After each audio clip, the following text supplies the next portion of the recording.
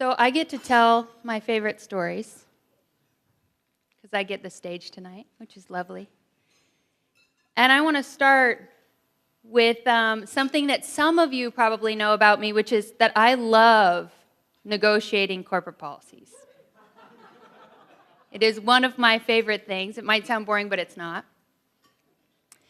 And I even relish the moment when a company, let's say it's Bank of America, for instance, slides a crap one-page commitment across the table. And I get to read it, and then I get to pause for a moment before I say, the network is not going to be happy with this. And you all are that network. So thank you.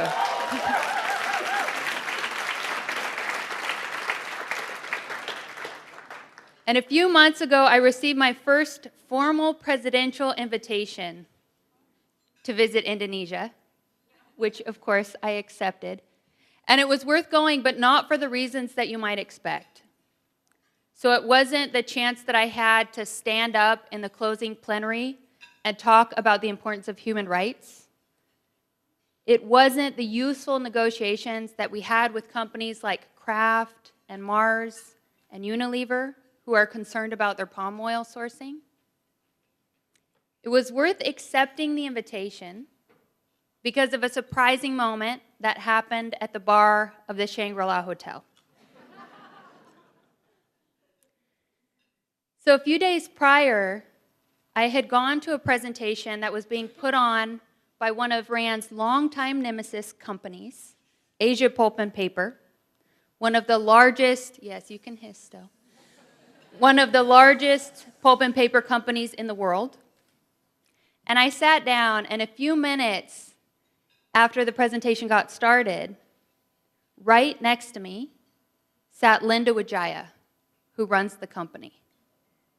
And I looked over and I thought, she has no idea that she just sat next to me. But I was wrong, because toward the end of the presentation, she leaned over to me and said, Lindsey, we should get a drink later. And I said, of course. And I expected that she would be bringing her entourage. They're known for having an entourage. And it would be the former ambassador and the head of forestry and their global communication director.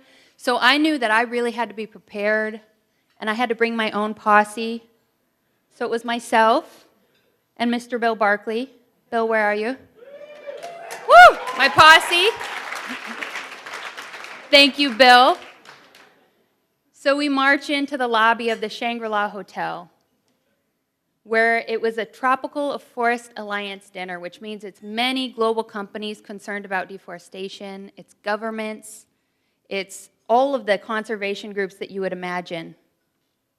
And everybody's hanging out in the bar, and we sit down with Linda Wijaya, and we start to have a conversation. And I figure she's going to go for the 30-minute, friendly but useless version of this conversation. She's not really going to want to get into anything with me. She knows Rand's reputation. And she surprised me because she was a straight shooter, and she was very well prepped. And she wanted to go toe-to-toe with me on really substantial issues. And that's what we did for the next 3 hours. And that's still not the shocking moment. Because when we said goodbye, she stood up, I shook her hand, said goodbye to the rest of the entourage. They headed out, and then I turned around and realized that half of the conference was sitting behind us, slack-jawed, because they were shocked that Rainforest Action Network, we were the ones willing to go toe-to-toe with Asia Pulp and Paper for 3 hours. And it's because I was willing to tell Linda the truth. I wasn't interested in talking about incremental changes that sound like a lot from a corporate business tower. I did something called taking a company to the forest, which means incremental changes isn't the starting point. The starting point is to go to the forest and understand what is necessary. And that's the power of doing what Rainforest Action Network does every single day, is we aim big, and we are willing to show companies what is not only necessary, but is absolutely possible. Now, I would guess that some of you in this room might think that that sounds optimistic, but I beg to differ. Last year, we celebrated when Disney, the largest children's book and magazine publisher in the world, announced the most substantial policy that we've seen on paper. It applied to everything they produce. It applied to their thousands of licensees. It applied to anything that has a Disney logo on it. And it prevented them from doing business with the likes of Asia Pulp and Paper. And that's big. And we know that these policies matter, and we need them now more than ever. The forests of Indonesia have seen one of the fastest rates of transition from rainforest to plantation ever seen in the world. Orangutans are now at risk of going extinct in our lifetimes if we continue to destroy their habitat. When these forests are cleared to make way for plantations, it sends a massive carbon bomb off into the atmosphere, which helps to make Indonesia the third largest greenhouse gas emitter in the world. And palm oil, now the cheapest vegetable oil in the world, is produced with forced and child labor in areas where forest and indigenous communities have been ignored or forcibly removed.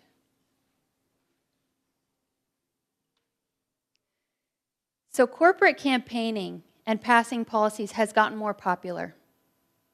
It's something that RAN has done from the beginning, but we think about it differently, and I want you to know why. If we are serious about climate change, then we do not have time to make incremental changes. We do not have time to go company by company, which is why we like to think about this differently. And we know that in campaigning, just as in an ecosystem, when you pull on a strand, you find that it is connected to everything else. For us, that means we don't just care about orangutans. We don't just care about forests. We don't just care about climate change. And we don't just care about human rights. We care about all of it.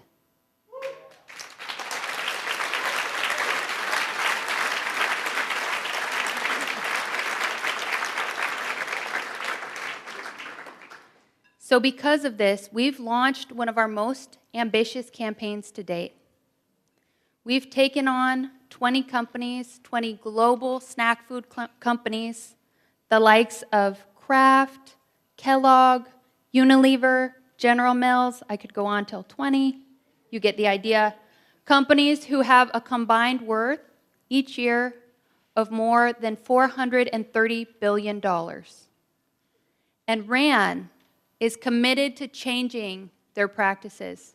We're committed to making sure that they stop using conflict palm oil.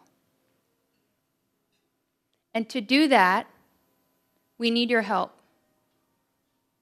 I need to know that you will continue to be our fire, our moral compass, my backbone in these negotiations when companies want to make incremental changes, and we need to do more. We need to do what is possible.